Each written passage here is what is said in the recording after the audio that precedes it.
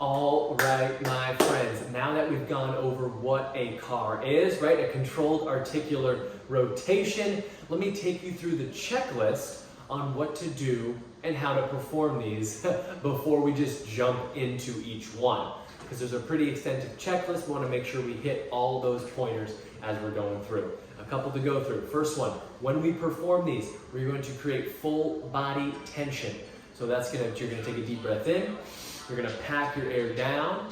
We're going to irradiate that muscle tension throughout our body. So think of your entire body recruiting the muscles to help each joint get a little bit further, to perform a little bit better. So we want to use the power of the rest of our body here to help our joints, to help our capsulars expand. So that is going to be rule number one. Rule number two, I like to try to go nice and slow by thinking of gravity as 50% heavier.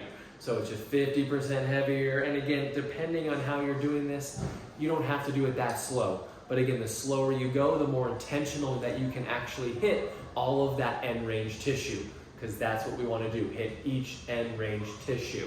All right, so we did our boom, deep breath in, we packed our air down, we irradiated the muscles, right, by tensing them all up. Then we're going to also think about hitting end range tissue and going nice and slow through it.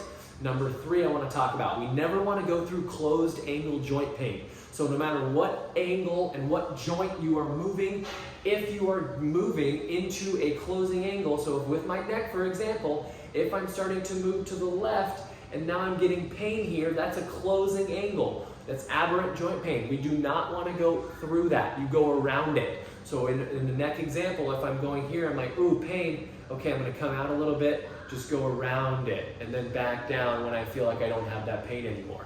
So that's another great rule we want to focus on, never pushing through closed angle joint pain. Just go close to it, but go around it. All right, and then each time you do it, you can go a little bit further or closer to it, and it's going to eventually keep getting better. And in no time, honestly, it might even take you as little as a week. You might not even have that same level of pain as what you did, because we're teaching the joints that, ooh, we need to hit this capacity. Let's lay some new collagen, some new tissue down here. The body wants to use this. Let's make this capsule space more viable. All right, so that's the first three. Number four, try not to compensate with your other joints. This is super common, especially if you're going to start for the first time. Imagine you are doing your neck and you're like, oh, look, Jarrett, I can twist this way. Oh, look at me, I can laterally flex, but what did my shoulders just do? My shoulders just turned. So your neck is no longer your neck. It is now your shoulders, thoracic spine, and neck, right? Or if I'm going through extension and I'm looking here, oh, look, Jarrett, I have such good spinal extension through my cervical spine. Oh, no, you don't. You used your lumbar spine. Your cervical spine is now your cervical and your lumbar spine. So think of, if that makes sense, think of whenever you're doing your joint circles, these CARs, my fault, think of not compensating with other joints in your body. All right? So those are some of the big takeaways I want you to focus on. We'll breathe in, we'll pack our air, we'll tense up our muscles. We're going to go nice and slow, hitting end range tissue. We're never going to push through closing angle joint pain. And then that last one that we just went over, not trying to compensate with the rest of your body.